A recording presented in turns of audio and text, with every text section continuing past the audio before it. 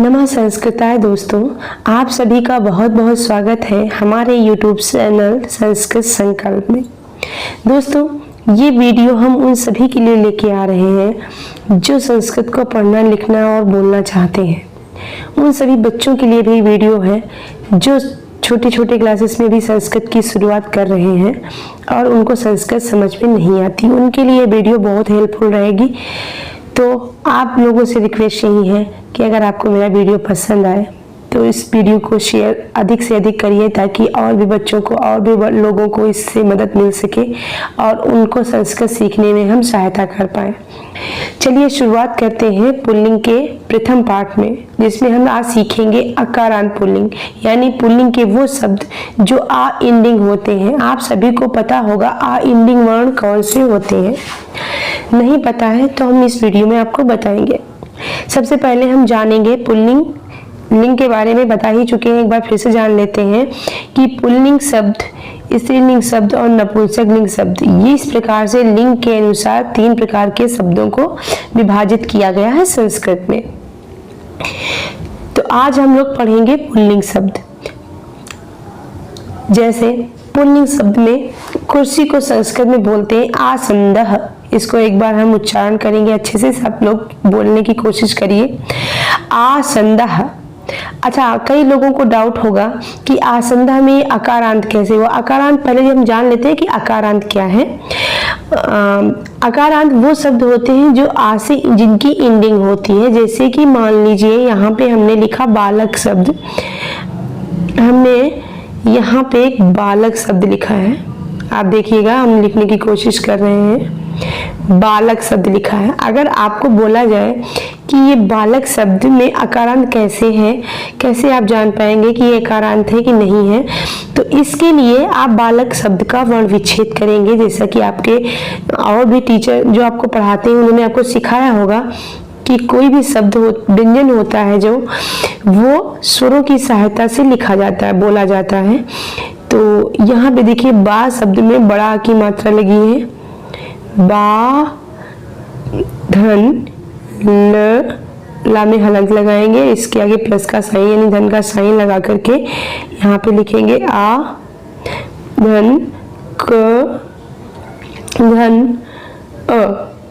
आप यहाँ पे देखिए इंडिंग आ से हुई है, ये आपको दिख रहा होगा, ये आ से इंडिंग हुई है, यानी इन में सबसे लास्ट में छोटा आ शब्द आ रहा है। तो इसको, इसी छोटा आ को हम बोलते हैं संस्कृत में अकारांत। अक यानी आ जिनके लास्ट में आए, अक प्रत्याहार जिनके लास्ट में आए।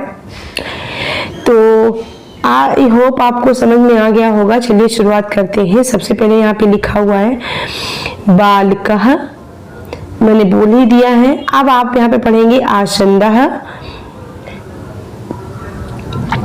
दूसरा है विद्यालयः, दीपः, चषकः, शौचिकः।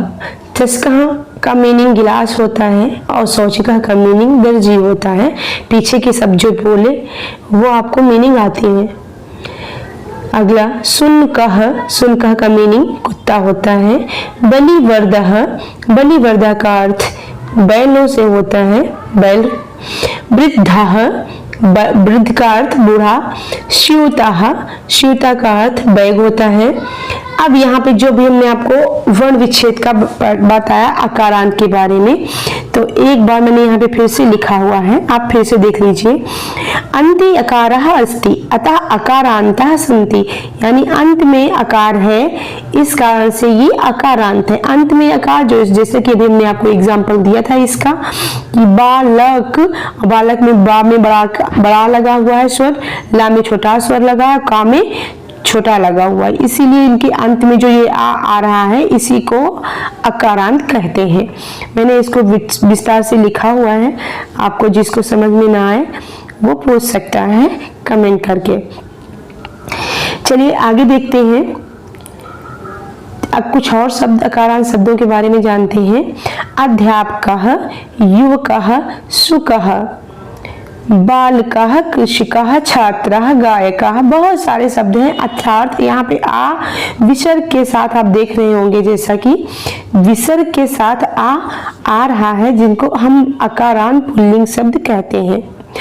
दोस्तों, कोई भी वाक्य बनाने के लिए हमें कर्ता और क्रिया की आवश्यकता पड़ती ही पड़ती है। तो हम संस्कृत में जो लकार होते हैं, जिसको हिंदी में काल कहते हैं, उनके बारे में आपको बताएंगे। सभी लकारों को एक साथ न बताकर हम आपको आज केवल और केवल लट लकार यानी वर्तमान काल के बारे में बताने जा रहे हैं कि वर्तमान काल में हम क्रिया का प्रयोग कैसे करेंगे। चलिए देखते हैं।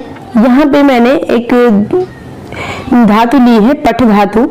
पठ धातु में हमने देखो यहाँ पे एक वचन, द्विवचन और बहुवचन लिखा हुआ है। आपको पता ही है संस्कृत में 3 पुरुष होते हैं, प्रथम पुरुष, मध्यम पुरुष और उत्तम पुरुष।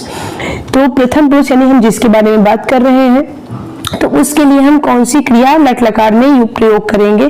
तो पठति यानी अगर वो हम बोले कि वह पढ़ता है तो क्या बोलेंगे, पठति। वे दोनों पढ़ते हैं तो पठतः। वे सब पढ़ते हैं तो हम पठंती बोलेंगे। वैसे तुम पढ़ते हो तो पठसी। पठता मतलब तुम दोनों पढ़ते हो, और पठथ मतलब तुम सब पढ़ते हो। पठामी का प्रयोग मैं अपने लिए करूंगा, जो भी अपना सेंटेंस बनाएगा उसके लिए प्रयोग किया जाएगा। पठामी यानी मैं पढ़ता हूँ या पढ़ती हूँ। पठावा मैं पढ़ता हूँ, हम दोनों पढ़ते हैं। और पठामा मतलब हम सब पढ़ते हैं। इस प्रकार से इन तीनों पुरुषों का प्रक्रिया में प्रयोग होता है। तो क्रिया में हमने देखा धातु रूप का प्रयोग बहुत इजीली कर सकते हैं, लेकिन ये पठाति, पढ़ता, पठंती बने कैसे, चलिए इस पे बात करते हैं। हम आपको कुछ दिखाने, यहाँ पे आपने ये सब चीजें बहुत बार देखी होंगी शायद बहुत लोगों ने, लेकिन कुछ लोगों ने नहीं देखी होंगी। ये कुछ प्रत्यय हैं जिनका प्रयोग हम करते हैं धातु के अंत में। इन प्रत्यय का प्रयोग करके हम नई धातु मतलब क्रिया बना सकते हैं। कोई भी धातु हमें बनानी है, जरूरी नहीं हमें पठ बनानी हो, हमें मान लो गच्छ बनानी है, पश्य बनानी है, दृश्य बनानी है, या पिप बनानी है, या खाद बनानी है, क्रीड बनानी है, बहुत सी धातुएं हैं। इन धातुओं का हमें लट लकार में अगर प्रयोग करना है तो हमें केवल और केवल इन 9 शब्दों को हमें ध्यान में रख करके बनाना होगा, और बहुत ईजिली हम लोगों को याद हो जाती है, इसमें टाइम नहीं लगता। तो एक बार इस पे फोकस करिए सभी लोग।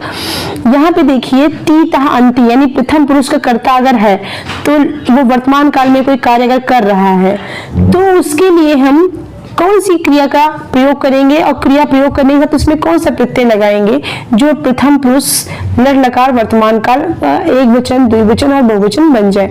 यहाँ पे मान लो पठ धातु में एग्जाम्पल आपको दे ही दिया, तो हम लेते हैं यहाँ पे चल धातु। चल मतलब वो चलता है, जैसे में बोलना हो कि वह चलता है, तो चल धातु में हम क्या करेंगे, चलति, चलता, चलंती, चलसी, चलथा, चलथ मध्यम पुरुष में, और चलामी, चलावह, चलामह। बहुत इजीली याद हो जाता है। यहाँ पे आप देखेंगे सभी धातुओं में लास्ट में 99% धातुओं में नीचे हलंत लगी होती है, कुछ धातुओं में नहीं लगी होती है, जिससे जिनकी इकारांत एंडिंग हो या जो भी एंडिंग होती है, इस बाकी सभी धातुओं में चल धातु लगी हो, चल धातु या पिप धातु हो या कोई भी धातु हो, उसमें हलंत जरूर लगी होती है। यहाँ पे आप देखिए, मान लो तीतः अंति हमें किसी और धातु में जोड़ना है, तो इसके लिए हम यहाँ पे बहुत सारे धातुएं लिख करके रखे हुए हैं, आप उनका प्रयोग देखिए कैसे मैंने उनका प्रयोग किया हुआ है। यहाँ से देखते हैं प्रथम पुरुष के लिए जो हमने धातुएं लिखी हुई हैं।